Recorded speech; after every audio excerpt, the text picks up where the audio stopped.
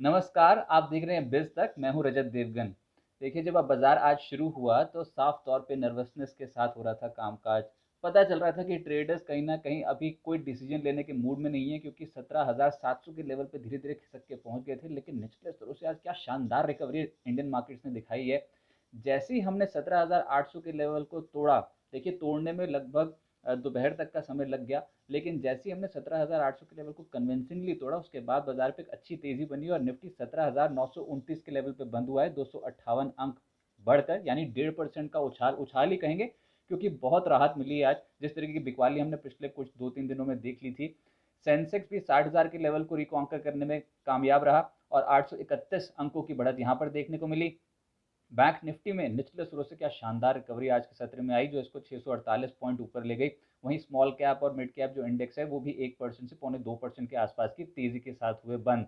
आज advance decline की बात करें तो 69% शेयर्स कुल मिलाकर एनएससी में ऐसे थे जहां पर तेजी का मूड बन रहा था, और मात्र 27% ऐसे शेयर्स थे एनएससी में जहां पर गिरावट के साथ हो रहा था कामकाज। 4% में नो चेंज था। अच्छा, एनएससी के ही एडवांस डिक्लाइन में निफ्टी में जो एडवांस डिक्लाइंस हैं वो आपको बता देंगे, जिस तरीके की तेजी आज के सत्र में बनी, क्योंकि कुल मिलाकर 46 ऐसे शेयर्स थे निफ्टी 50 के जो हरे निशान में बंद हुए हैं, और औसत जो गेंस थे वो 3%, 2 से 3% की कैटेगरी में आते हुए नजर आ रहे थे। तो उस लिहाज से रिकवरी काफ़ी मायने रखती है आज की, और 4 शेयर्स ऐसे थे निफ्टी के जो लाल निशान में बंद हुए।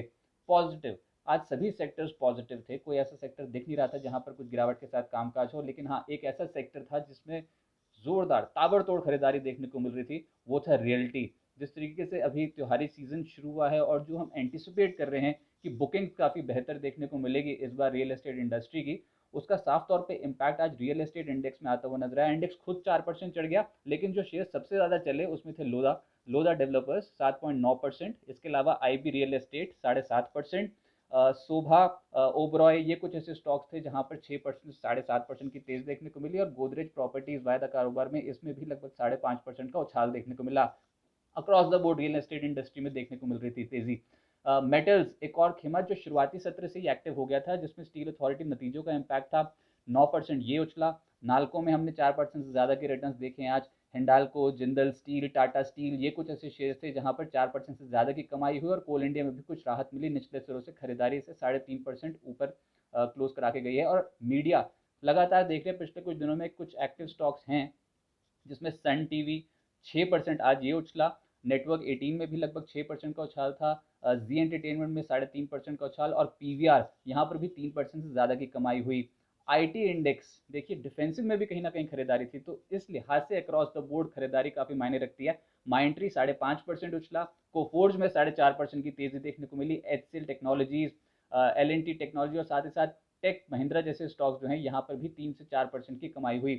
सरकारी बैंकिंग खेमा पिछले कुछ दिनों में एक्टिव था, लेकिन अब क्योंकि हम रिजल्ट सीजन में हैं और एसबीआई के रिजल्ट्स, मच अवेटेड रिजल्ट्स 3 नवंबर को आने हैं। एसबीआई में जिस तरह की खरीदारी आज लेट हाफ में हुई है, उसने कहीं ना कहीं सहारा दिया है पीएसयू बैंकिंग इंडेक्स को। एक और खेमा था जहां पर आज तेजी थी, वो था कंज्यूमर ड्यूरेबल जो शेयर्स हैं वहां पर, जैसे कि डिक्सन टेक, यहाँ पर तो नतीजों का इम्पैक्ट था, 7% ये उछला। क्रॉम्पटन बीज consumer, blue star, Voltas, Orient electric, ये कुछ ऐसे शेयर्स थे जहां पर आज ट्रेडर्स ने तेजी के साथ कामकाज किया। प्राइवेट बैंक्स, बाजार तेज होगा तो ये सेक्टर को तो निगलेक्ट कर नहीं सकते। आज बारी थी इंडसइंड बैंक की, 7.5% ये उछला।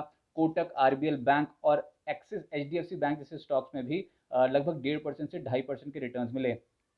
Auto numbers much awaited numbers थे। वैसे कोई बहुत ज़्यादा फायरवर्क्स की उम्मीद थी नहीं ऑटो सेक्टर से इस बार, क्योंकि हमने चिप जो शॉर्टेज है उसका कहीं ना कहीं इम्पैक्ट हम एक्सपेक्ट कर रहे थे कि ऑटो इंडस्ट्री पे साफ तौर पे देखने को मिलेगा। लेकिन फिर भी Ashok Leyland, Maruti Suzuki, Tata Motors, TVS Motors, यहाँ पर 1.5% से 2% की कमाई हुई। आशर मोटर्स में 3% से तक के रिटर्न्स मिले।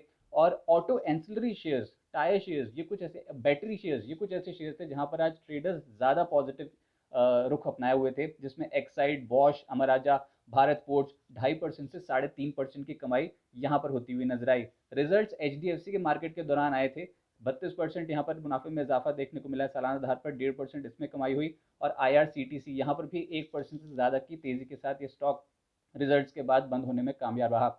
निफ्टी गेनर्स में आज जो तेज हुए, उसमें मैं पहले बता चुका हूँ, 46 शेयर जो थे वो आज तेज थे। पर इंडसइंड बैंक यहाँ पर 7.5% तेजी थी। हिंडाल्को, भारती एयरटेल, एचसीएल टेक और ग्रासिम जैसे जो शेयर्स थे वहाँ पर सबसे ज़्यादा रिटर्न्स मिले और 3% से 4.5% इन सभी स्टॉक्स में तेज़ी थी। भारतीय के नंबर्स वेटेड हैं कल, उससे पहले स्टॉक में तेज़ी देखने को मिली। गिरावट में 4 ऐसे शेयर्स थे जो आज गिरकर कर रहे थे कामकाज निफ्टी में, जिसमें यूपीएल, बजाज फिनसर्व, एमएनएम और नेस्ले जैसे जो शेयर्स थे, यहाँ पर आधे फीसदी से 2.5% के नेगेटिव रिटर्न्स मिलते हुए नजर आए।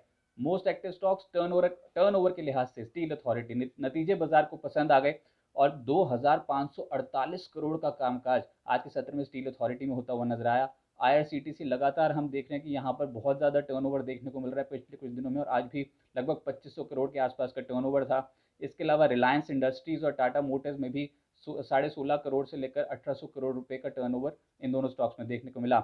मिड कैप गेनर्स में ज़्यादातर नाम तो वही है जहां पर रिजल्ट्स आए थे, जैसे कि वरुण बेवरेजेस 8.5% ये उछला, GNFC, Minda corp, Lux industries, Midhani, Delta corp ये आज टॉप गेनर्स की लिस्ट में शामिल थे। 6% से 8% तक के रिटर्न इन स्टॉक्स में देखने को मिले। और जहां गिरावट थी उसमें था मन्नापुरम फाइनेंस, चोला फाइनेंस, मूड बिगाड़ा थोड़ा फाइनेंशियल शेयर्स ने आज। 5% से 6.5% इन दोनों स्टॉक में गिरावट देखने को मिली। और वहीं रोजरी बायोटेक, अंबर एंटरप्राइजेज, दोनों के नतीजे आए थे वीकेंड के दौरान, उसके हिसाब से यहाँ पर आज थोड़ी गिरावट देखने को मिली। हिकाल और बालाजी अमीन जैसे स्टॉक्स भी आज कमजोर बंद हुए। 52 हफ्ते का उच्चतम स्तर कुछ शेयर्स ने छुआ है आज की तेजी में, जिसमें Grasim, Blue Dart, Blue Star, Green Ply, Sun TV, Minda corp volume के साथ आज के सत्र में चढ़ता हुआ नजर आया। बाजार में आज उछाल था, लेकिन कितना टिकाऊ है ये बहुत बड़ा सवाल है, क्योंकि कुछ बड़े ट्रिगर्स हैं इस हफ्ते, जैसे कि फेड की पॉलिसी मीट होगी, ब्याज दरें बढ़ती हैं कि नहीं वो तो बात का सवाल है, लेकिन उससे पहले कहीं ना कहीं नर्वस ज़रूर होगा बाजार। तो उस लिहाज से 18,000 के आसपास बहुत इंपॉर्टेंट रेजिस्टेंस बाजार का बनता हुआ नजर आता है। और इम्पॉर्टेंट ये है कि कल अब जब हम उतरेंगे बाजार में तो भारतीय एयरटेल, डाबर, गोदरेज प्रॉपर्टीज जैसी जो कंपनियां हैं वो नतीजे पेश करेंगे, और वैसे मैं बता चुका हूँ कि एसबीआई के नतीजे जो हैं वो बुधवार को आने हैं। तो कहीं ना कहीं ये कुछ बड़े इवेंट्स हैं, जिससे पहले आज की जो तेज़ी है उसमें हो सकता है कि ऊपरी स्तरों पर थोड़ी बहुत मुनाफा वसूली ट्रेडर्स करते हुए नजर आएं और मुनाफा घर लेते हुए नजर आएं।